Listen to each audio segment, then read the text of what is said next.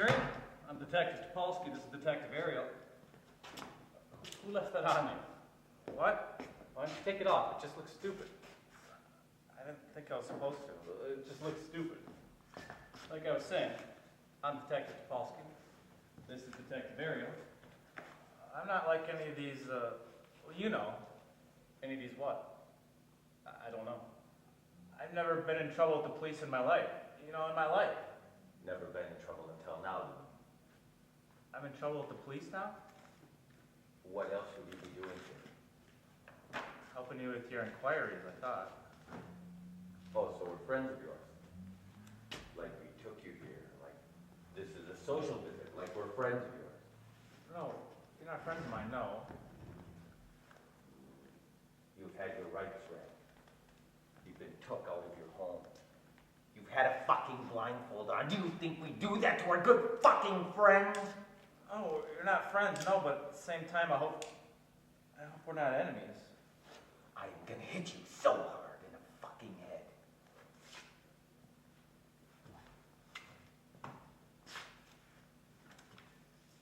Well, that's a start now, isn't it? Mr. Katurian, you must some idea why we brought you here. You must suspect some reason why you're here. Look, why don't we just start torturing him and cut out all this shit? What? Ariel, who's the number one in this case, me or you? Okay. Don't listen to him. Anyway, you must suspect some reason why we brought you here. I've been racking my brain and I can't think. You've been racking your brain, but you can't think of a single reason why we brought you here? Well, I can think of a reason, or not a reason. Well, I can think how there could be linkage. Although I can't see how there could be linkage. A linkage of what? Of what to what? What? No, I mean just how you took my stories when you came and got me, and you have them there now. Have them where?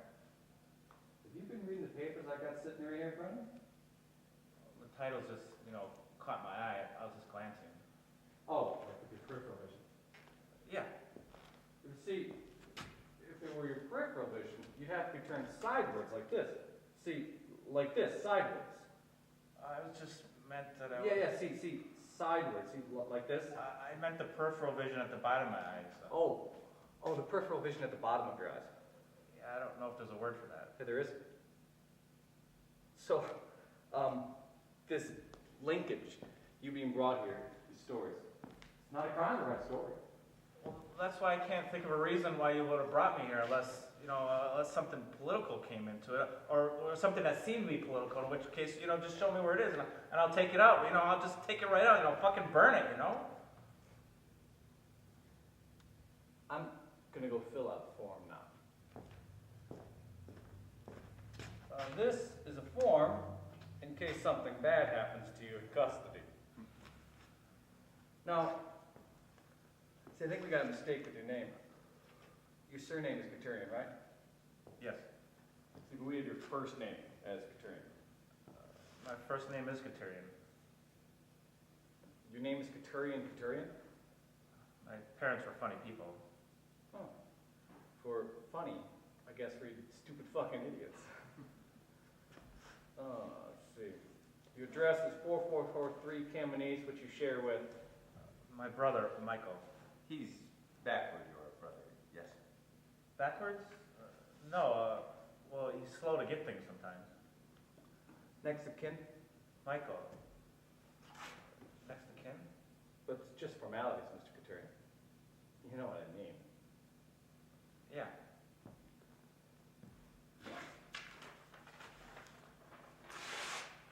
This was not a form in case something bad happened during custody.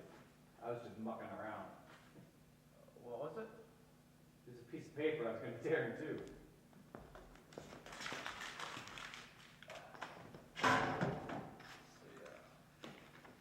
A little Latin one.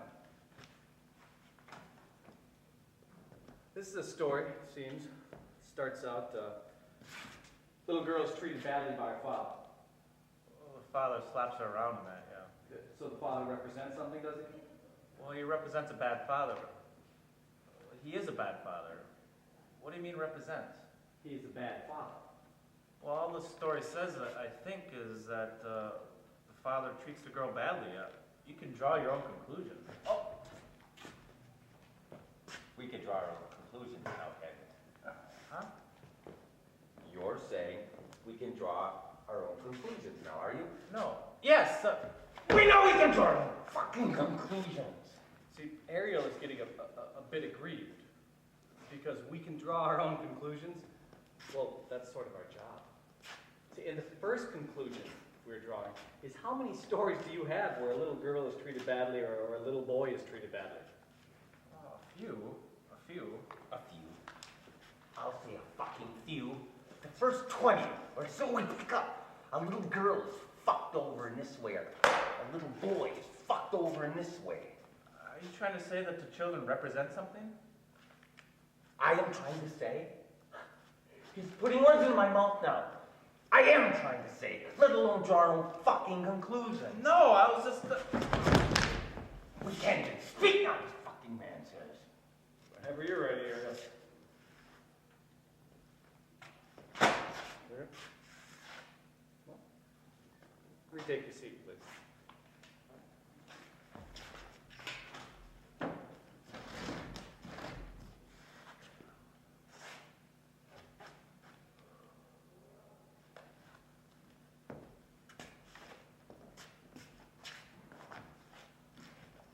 Sorry, Mike. I'm totally...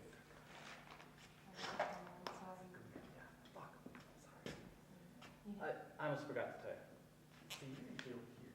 I was walking behind you. I almost forgot to tell you. I'm the good cop. He's the bad cop. You visit the Jew quarter, Kataria. Jew quarter. Well, I go through there once in a while, the laminate district, that collect my brother from a school. You collect your brother. He's older than you. He still goes to school. It's a special school for learning difficulties. Is this a Jew thing? I don't have anything against the Jews. You don't have anything against any Jews. Should I have? Should I have? That's a good answer. Should I have? It's kind of lily-livered and subservient on one hand, but vaguely provocative and sarcastic on the other. Should I have? I wasn't trying to be provocative. Then you were trying to be sarcastic, and now Ariel is going to hit you again. No, you don't have to. I don't know what you want me to say. I'm just write stories. That's all I do. This reminds me. I'm going to talk to your brother. He's in school.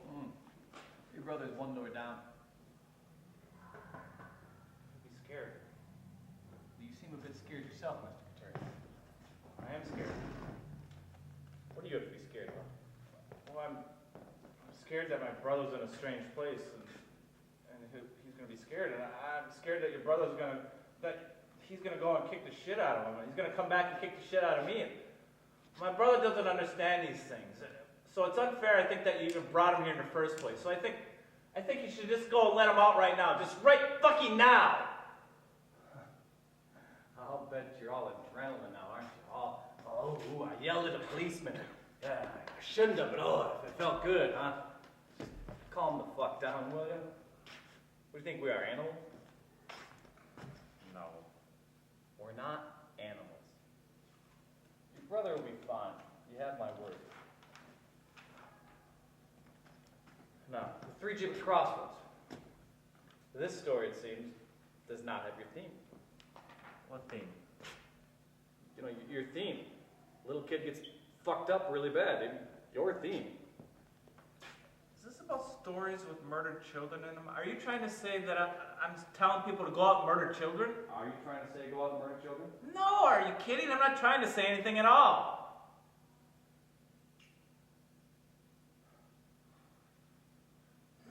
Blah, blah, blah. I know. You know, if there's children in them, it's an incidental. If there's politics in them, it's accidental. It's accidental. Except, see, don't interrupt me when I'm speaking. Now, I'm sorry. if I ask you a question outright, I go with my eyes like, go ahead and say something.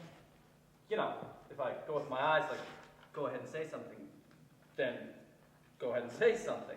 I know, I'm sorry. See, but you're fucking doing it again.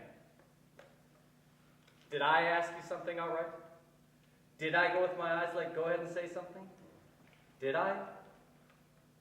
See now that was a question, and I did go with my eyes like, go ahead and say something. I'm sorry, I'm a little nervous. You have a right to be nervous. I know. I don't think you heard me. I said you have a right to be nervous. Why? Reach of a crossroads. That's a good story. There's nothing wrong with that story, is there? No, there's nothing wrong with that story. There's nothing in that story that says the person who wrote it's a sick fucking scummy cunt. No. All the story is to me, it's a pointer. See, it's saying on the surface, I'm saying one thing, but underneath, I'm saying something else altogether. It's a pointer. It's your best story, you say? No, it's one of my best stories. Read it to me. The whole of it? The whole of it. The standing. This seems kind of like school somehow. Yeah. Except at school, they didn't execute you at the end. Unless it was a really fucking tough school. 3-gibbet crossroads. A man wakes up in the iron gibbet he's been left to starve to death in. He knows he was guilty of the crime they put him in there for, but he can't remember what the crime was. Across the crossroads from him are 2 other gibbets. There's a placard outside the one that reads rapist, and there's a placard outside the second that reads murderer. There's a dusty skeleton inside the rapist's cage, and there's a dying old man inside the murderer's cage. Our man can't read the placard outside his own cage, so he asks the old man to read it to him, to find out what he's done. The old man looks at the placard, looks at our man, and spits in his face in disgust. Some nuns come along. They say prayers over the dead rapist. They give food and water to the old murderer. They read our man's crime. The life drains from them, and they walk away in tears. A highwayman comes along. He looks over the rapist without much interest. He sees the old murderer, smashes the lock off his cage, sets him free. He comes to our man's cage, reads his crime. The highwayman smiles slightly. Our man smiles back, slightly. The highwayman raises his gun and shoots him through the heart. As our man is dying, he screams out, "Just tell me what I've done!" The highwayman rides off without telling him what he's done. The last words that our man ever says is, "Will I go to hell?" The last sound he ever hears is the highwayman quietly laughing.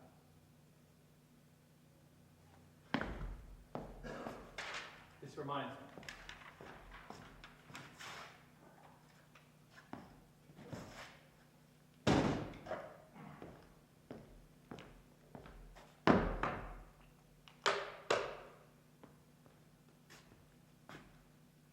What's in the box? It's my brother! Yes, I believe it is. What are they doing to him? Well, something fucking horrible. I don't know, do I? You said he was going to be all right. You gave me your word. Mr. Couturin, I'm a high-ranking police officer in a totalitarian fucking dictatorship.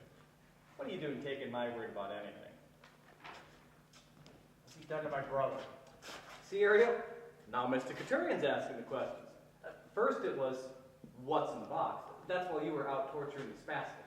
And now it's, what have you done to my brother? Fuck what's in the box. What have you done to my brother?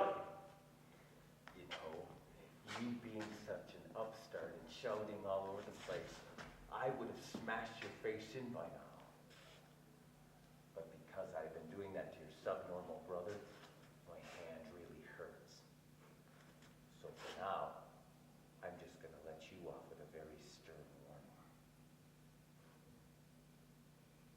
He's just a child. I'm taking a breather now.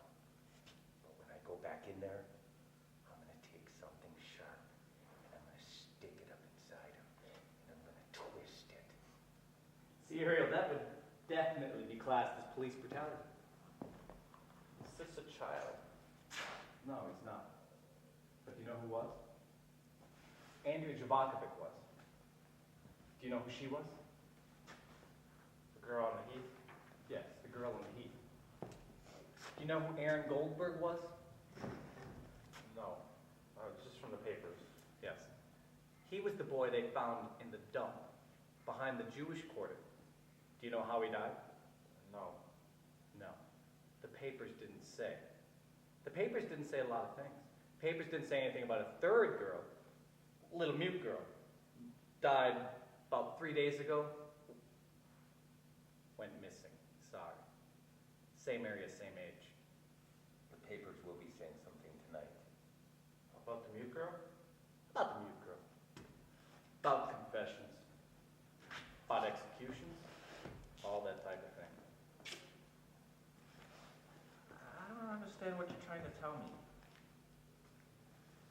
He wants us to think that he thinks that the only thing we have against him is a disagreement in his fucking prose style. He doesn't know what his brother just said to me. What did my brother just say to you? He doesn't know what's in this box. I want to see my brother. You want to see him. I want to see my brother, that's what I said. You are demanding to see him. I got a right to see my brother. You've got no fucking right. I got rights, everybody's got rights. In the box. I'll give you your rights in a minute. Yeah, like I bet you gave my brother his rights. I bet I fucking did. Yeah, like I bet you fucking did. Open the fucking box! I'm not open a fucking box. What is that? We take a seat, please. What are they? The little Jew boy's 5 fucking toes. They were found in your house, and they got nothing to do with you. I just write stories. Make him swallow it. Where's the mute girl? Where is the mute girl? Don't make him swallow it. You said make him swallow it. Yeah, to scare him. They're evidence. Have some sense. Fuck off, have some sense. Pardon me? I said fuck off!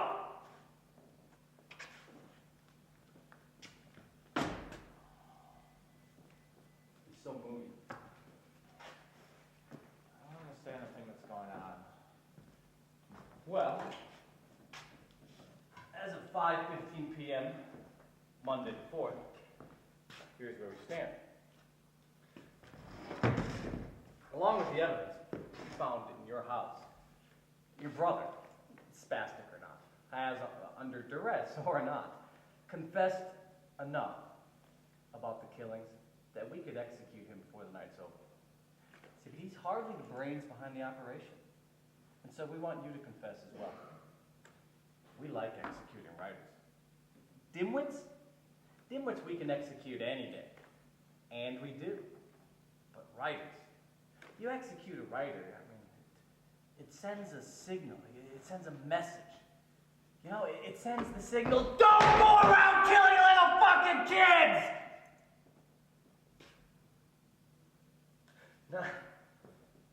Now where's the little mute girl? Because your brother didn't want to seem to spill the beans. Detective Topolsky? Mr. Katurian? I've listened to your bullshit for quite some time now. I want to tell you a couple things. I don't believe my brother said a word to you. And I think you're trying to frame us because, for whatever reason, you don't like my stories. So, I believe that I'm not going to say another word until you let me see my brother. So, torture me all you want, Detective Topolsky. Because I ain't saying another fucking word. I see. I'd best get the electrodes then.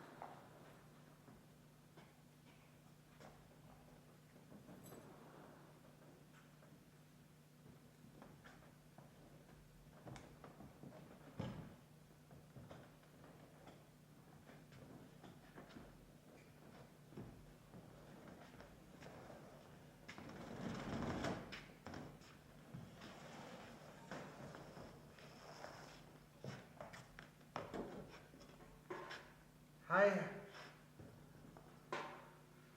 What are you doing? I don't know.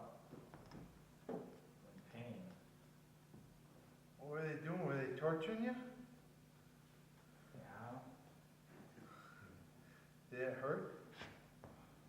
Of course it hurt. Otherwise it wouldn't be torture, would it? I suppose. Did yours hurt? Did my what hurt? They tortured you. They didn't torture me. What? No. It said they were going to torture me, but then I thought, boy, that would hurt. I said, wow. And I told the man whatever he wanted to hear, and he was fine. Oh, I heard you scream. The man asked me to do that. He said I did it really good. You mean they told you to do something, you just agreed to it? Yeah. Swear to me, your life, that you didn't kill those 3 kids. I swear to you, I didn't kill those 3 kids. You didn't sign anything, did you? No, I can't sign nothing. Good. Maybe we can still get out of this. Oh, what? Get out of being executed for killing those 3 kids? That'd be great. How? Oh, it'll be all right, Michael. Everything's gonna be fine. We'll get out of this. We'll be fine if we just stick together. Yeah. Victoria, could you tell us a story? Might take my mind off all. What story?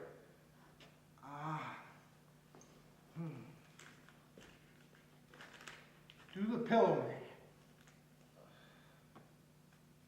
See, how does that one start? Once upon a time. Yeah, I know that. I meant how it actually starts. Once upon a time. I know, all right. Jesus. Once upon a time. Once upon a time, there was a man who did not look like a normal man, but he was about 9 feet tall. He was made up of all these fluffy pink pillows. His arms were pillows. His legs were pillows. His body was a pillow. His fingers were tiny little pillows.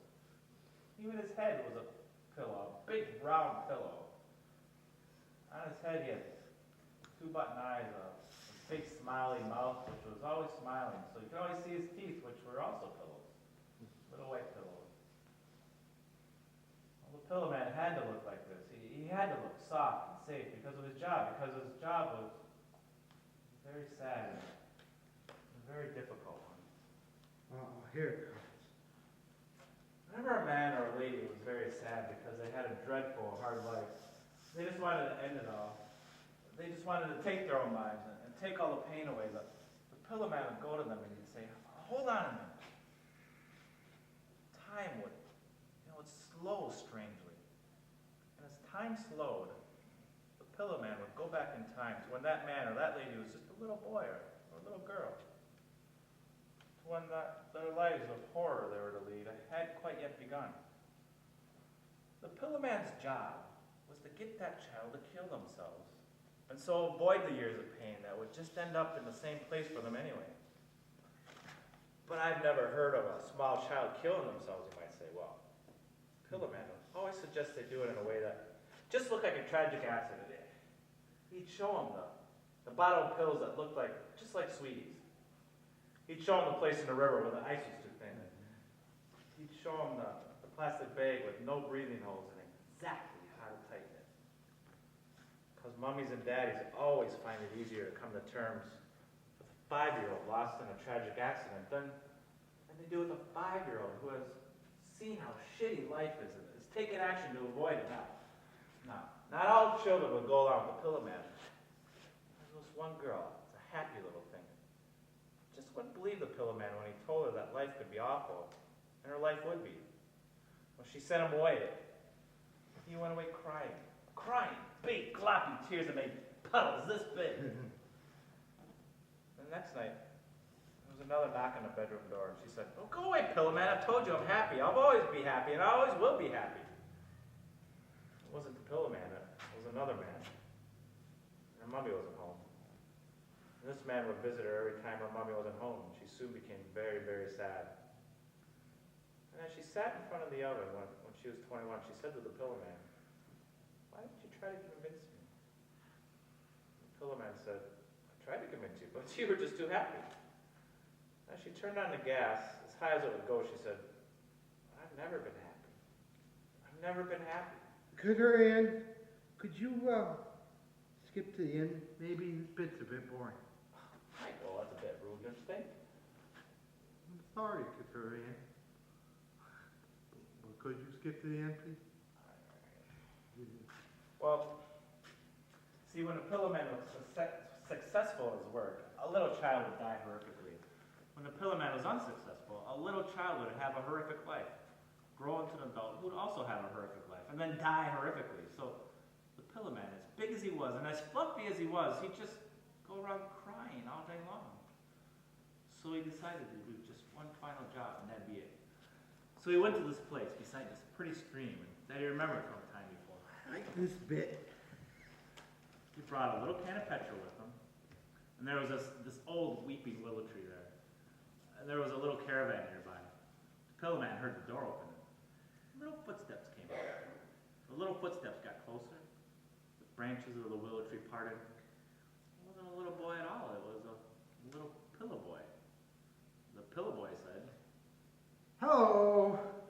and the Pillow Man said, "Hello," to the pillow boy. The Pillow Man told him all about his sad job and the dead kids and all that type of stuff. Well, the little pillow boy understood instantly because he was such a happy little fella. All he ever wanted to do was to make other people happy. So he poured the can of petrol all over himself, and his smiling mouth was still smiling. The Pillow Man, through his gloppy tears, said, "Thank you," to the pillow boy. The pillow boy said, It's all right. the pillow boy struck a match. The Pillow Man sat there watching him burn. As the Pillow Man gently began to fade away, the last thing he saw was the pillow boy's happy, smiling mouth as it slowly melted away, stinking into nothingness. That was the last thing he saw. The last thing he heard was something he hadn't even contemplated. The last thing he heard was the screams of 100,000 children he'd helped to commit suicide, coming back to life, and going on to lead the cold, wretched lives that were destined to them because he hadn't been around to prevent them. Right on up to the screams of their sad, self-inflicted deaths, which this time, of course, were conducted entirely alone. I don't get the end bit. So the Pillow Man just faded away. Yeah, he just kind of faded into nothing. Into heaven. Well, no, not heaven, just, wherever. I like the Pillow Man. It's my favorite. But I still don't get it. What don't you get? The Pillow Man? No. I thought I had hit it really good. What, hit what really good? The box with the little boy's toes in it. I hit it in the Christmas tree pot under the dirt. Christmas tree pot. We weren't going to see it again for ages. They must have used a sniffer dog. Because I hit it really. Christmas tree pot. We only see it once a year. No, you told me you didn't touch those kids. You lied to me? Well, I was kind of playing a joke on you, Katurian. I'm sorry about that. But it was really interesting. It was just like you said it would be. That little boy, when I chopped his toes off, he didn't scream or nothing. He just stared at it. like you was surprised. But I guess you would be at that age, hey? Huh. His name was Aaron. He had on this little funny hat. Couturier. No, Couturier, don't cry. Come on, Couturier. Why do you do it? Because you told me to. I remember telling you to do your homework on time. And I remember telling you to brush your teeth, but I don't remember telling you to go out and butcher any little kids. Butcher them. It's a little bit strong. Besides, I wouldn't have done anything that you didn't tell me to do. You never told me any stories but what something terrible happens to somebody. Why did you have to do any of the nice ones? Oh, because you never wrote any nice ones. I wrote plenty of nice ones. No, well, I know why you didn't act out any of the nice ones.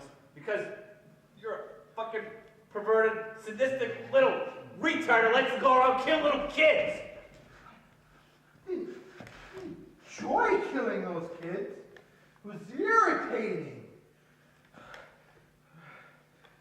I didn't set out to kill them. Are you telling me that you don't know if you cut off the toes of a little boy or shove razors down the throat of a little girl, you don't know they're gonna die? Oh, I know that now. Oh, besides, the torture man, he seems to be on my side. He thinks it was all your fault. Well, mostly your fault. What'd you tell him? Just that what I did, I got from all the stories that you wrote and you read to me. The Pillow Man was a decent fellow. All those kids that died were gonna die horrible deaths anyway. The Pillow Man was a nice, decent man. God, he hated what he was doing. Pillow Man. It's a very good story, Couturier. It's one of my favorites. You know, you're going to be a very famous writer one day. I can tell. God bless you. We're gonna execute us in an hour and a half. Oh, yeah. Well, I guess maybe you're not going to be a famous writer then. They're gonna destroy everything. They're gonna destroy us. They're gonna destroy my stories and destroy everything. Couturier, right now, I think it's the us that we should be worried about, not your stories. They're just paper. They're just what? Just paper. Do you know, they came to me right now and said they're gonna burn 2 out of the 3 of us. You, me, or the stories. I'd have them burn you first, me second, and it'd be the stories that'd have them saved. Oh, I just banged my head on the floor. Yeah, I noticed that. You're just like Mom and Dad. Say that again. You're just like Mom and Dad. You're shouting at me and hitting me. I'm just like Mom and Dad. Yeah, well, let me work this out. No, don't you start that. Mom and Dad locked their firstborn son up in a room and tortured him for 7 consecutive years. You cut the toes off a little boy so he could bleed to death and choke another little girl to death and did God knows what to another little girl. But you're not like Mom and Dad. But I bang a dimwit's fucking little retarded head off the floor and I'm like Mom and Dad. Exactly. Exactly.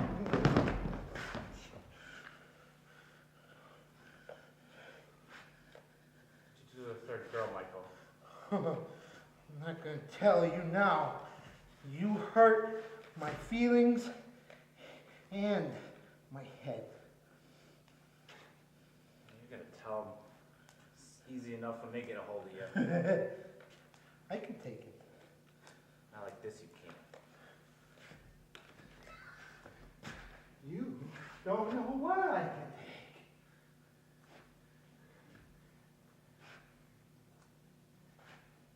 do with the third girl, Michael? Is it like another story? What story? Oh, I'm gonna be mad. What story was it, Michael? Like little Jesus. Jesus.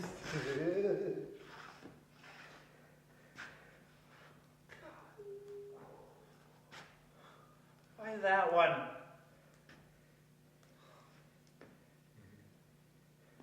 Where'd you leave her? The wishing well. God, that poor fucking thing. I know, it's terrible.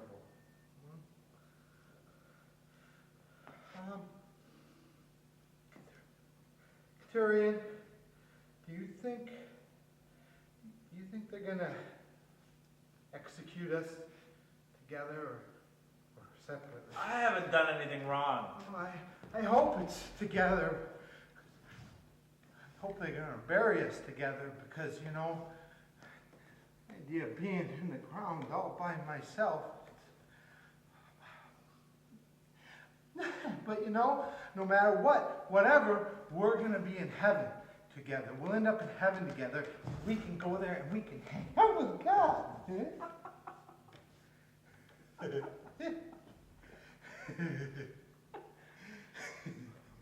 Which particular heaven is this, Michael? Child killer heaven? What? Not child killer heaven. No, it's gonna be a normal heaven. Smart ass, just like in the film. I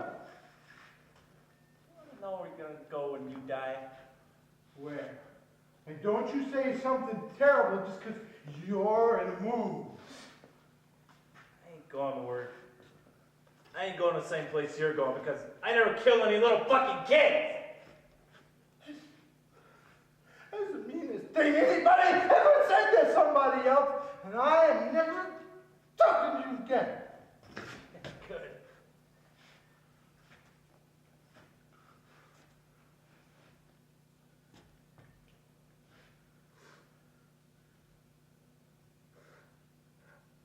I used to love you so much.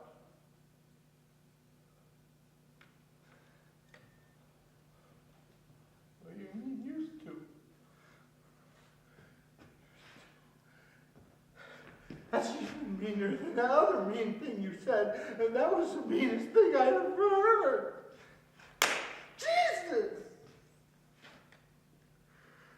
You know, I don't care if they kill me right now. I don't fucking care. They're not gonna destroy my stories. All I've got.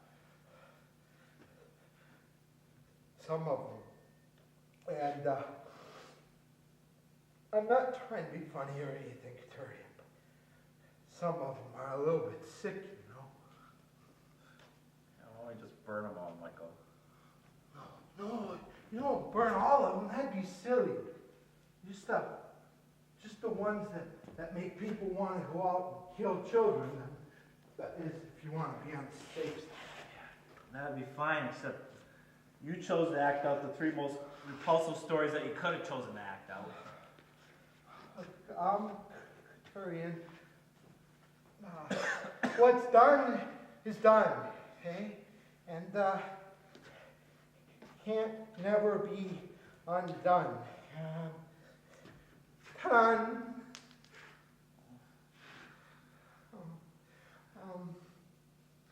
I'm getting sleepy. I am going to get me some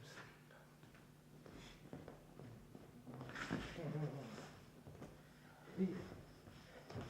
Turian, you think they have sleep in heaven? I think they'd play well better. Oh, I am not going to go.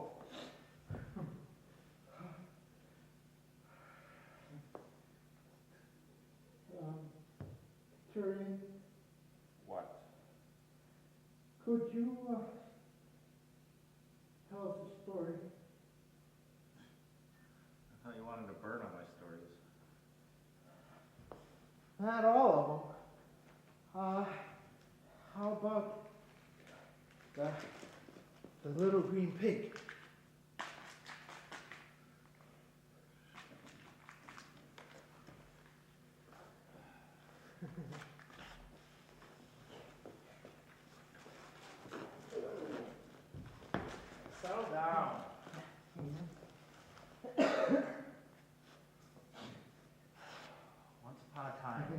This is like the olden days. This is like the good olden days with stories. Once upon a time,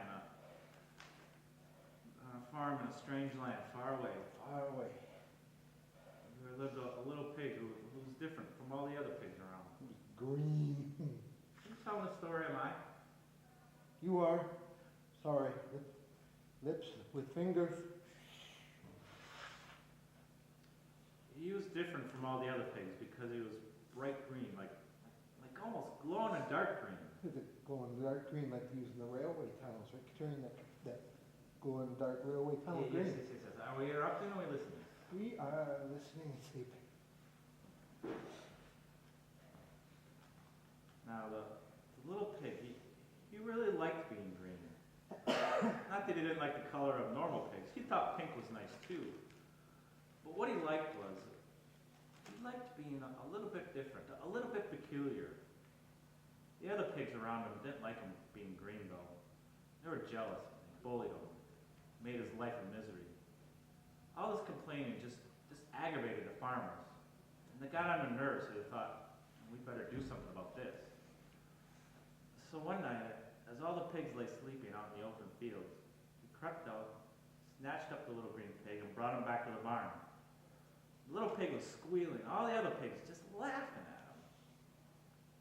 And the farmers got him to the barn. What they did was they opened up this big pot of this very special pink paint. They dunked him in it until he was covered from head to foot and not a patch of green was left. As they held him down until he dried. And what was special about this pink paint was it could never be washed off. It could never be painted over. It could never be washed off. It could never be painted over. The little green pig said, please God, don't let him make me like the rest. I'm happy being a little bit peculiar. It was too late. The paint was dry. And the farmers sent him back out to the fields. And all the pigs laughed at him as he passed and sat down on his favorite little patch of grass. He tried to understand why God hadn't listened to his prayers, but he couldn't understand. He cried himself to sleep. Even all the 1,000 tears he cried couldn't help wash off the horrible pink paint. But that night, as all the pigs in the field lay sleeping, these strange storm clouds began to gather overhead. It began to rain. Slowly at first, but getting heavier and heavier and heavier. This was no ordinary rain. This was a very special green rain, almost as thick as paint. Not only that, there was something special about it. It could never be washed off. It could never be painted over. It could never be washed off. It could never be painted over. When morning came, the rain had stopped, and all the pigs awoke. They found that every single one of them had turned bright green. Every single one, except, of course, the old little green pig, who was now the little pink pig, upon whom the strange rain had washed right off, because of the unpaint-overable paint the farmers had covered them with earlier. Unpaint-overable. As he looked at the strange sea of green pigs that lay around them, most of which were crying like babies, he smiled. He thanked goodness, and he thanked God, because he knew that he was still, and always would be, just a little bit peculiar.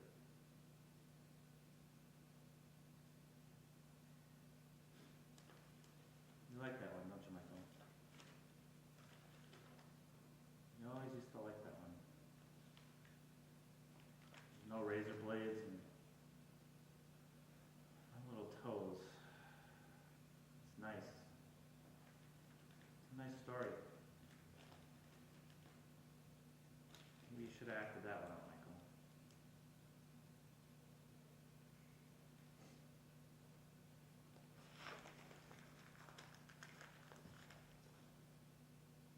It's not your fault.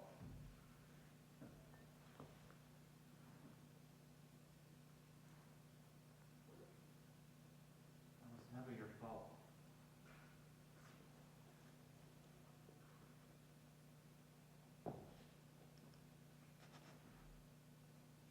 So long, I'll be following you. I'll be following you real soon.